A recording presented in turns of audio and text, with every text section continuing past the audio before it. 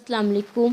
جب آپ صلی اللہ علیہ وآلہ وسلم کی عمر شریف 35 برس کی ہوئی تو زوردار بارش سے حرم کعبہ میں ایک ایسا عظیم سیلاب آ گیا کہ کعبہ کی عمارت بالکل ہی منہدم ہو گئی۔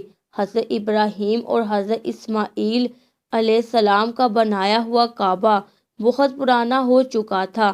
مختلف قبائل اپنے اپنے وقتوں میں کعبہ کی تعمیر و مرمت کرتے رہتے تھے، مگر چونکہ عمارت نشیب میں تھی اس لیے پہاڑوں سے برساتی پانی کے بہاؤ کا زوردار دہاڑہ وادی مکہ میں ہو کر گزرتا تھا اور اکثر حرم کعبہ میں سیلاب آ جاتا تھا۔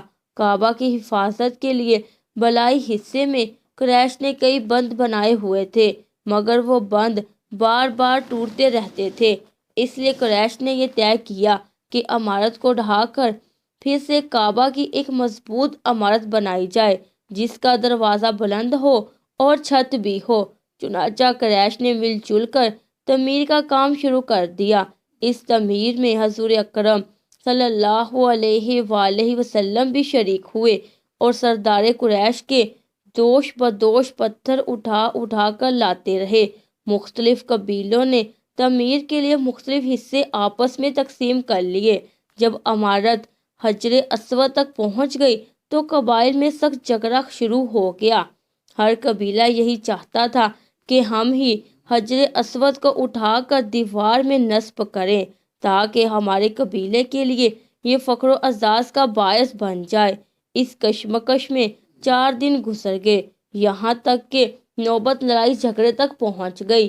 5ویں دن حرم کعبہ میں تمام قبائل جمع ہوئے اور اس جھگڑے کو طے کرنے کے لیے ایک بڑے بوڑھے شخص نے یہ تجویز پیش کی کہ کل جو شخص صبح سویرے سب سے پہلے حرم کعبہ میں داخل ہو اس کو پنچ مان لیا جائے اور وہ جو فیصلہ کر دے سب اس کو تسلیم کر لیں۔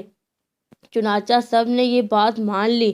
خدا عزوجل کی شان کہ صبح کو جو شخص حرم کعبہ میں داخل ہوا وہ حضور رحمت عالم صلی اللہ علیہ وآلہ وسلم ہی تھے۔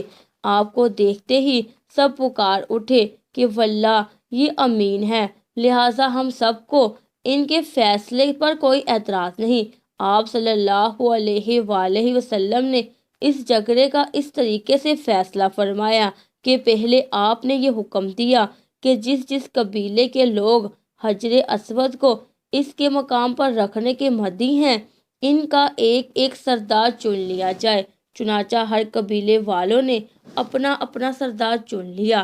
پھر حضور اکرم صلی اللہ علیہ وآلہ وسلم نے اپنی چادر مبارک کو بچھا کر حجر اسود کو اس پر رکھا اور سرداروں کو حکم دیا کہ سب لوگ اس چادر کو تھام کر مقدس پتھر کو اٹھائیں۔ چنانچہ سب سرداروں نے چادر کو اٹھایا اور جب حجر اسود اپنے مقام تک پہنچ گیا تو حضور اکرم صلی اللہ علیہ وآلہ وسلم نے اپنے متبرک ہاتھوں سے اس مقدس پتھر کو اٹھا کر اس کی جگہ پر رکھ دیا۔ اس طرح ایک ایسی خونریز لڑائی ٹل گئی جس کے نتیجے میں نامعلوم کتنا خون بہہ جاتا۔ خانہ کعبہ کی عمارت بن گئی لیکن تعمیر کے لیے جو سامان جمع کیا گیا تھا وہ کم پڑ گیا، اس لیے ایک طرف کا کچھ حصہ باہر چھوڑ کر نئی بنیاد قائم کر کے چھوٹا سا کعبہ بنا لیا گیا۔ کعبہ معظمہ کا یہی حصہ جس کو قریش نے عمارت سے باہر چھوڑ دیا حطیم کہلاتا ہے، جس میں کعبہ معظمہ کی چھت کا پرنالہ گرتا ہے۔